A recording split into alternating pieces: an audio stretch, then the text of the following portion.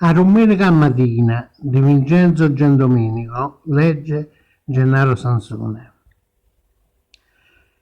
Sempre quando a domenica mattina sarà abitudine o fissazione, io me ne vado a Bascia Margellina, con freddo e con solo la stagione. Non vado a visitare musei e chiese, non vado a visitare mostre di pittura, senza musica, senza pretese, ma all'alto vera, a fanno i pescatori.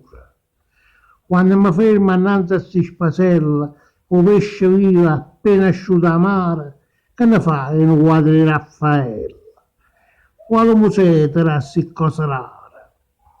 Lo scolfano si muove, fa moine, lo polpo si ravoglia attorno a cata, rindano sicche, vongole e lupine, si schizzano con l'acqua uno con l'altro.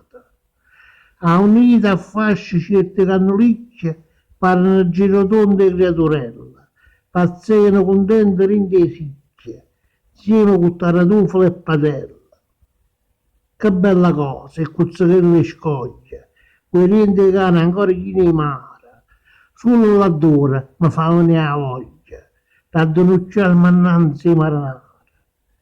De notte io la facessi sta preghiera, Maronna mia, proteggi i pescatori, porta sti barca in salvo quando è la sera, falli tirare a fondo sti pittori.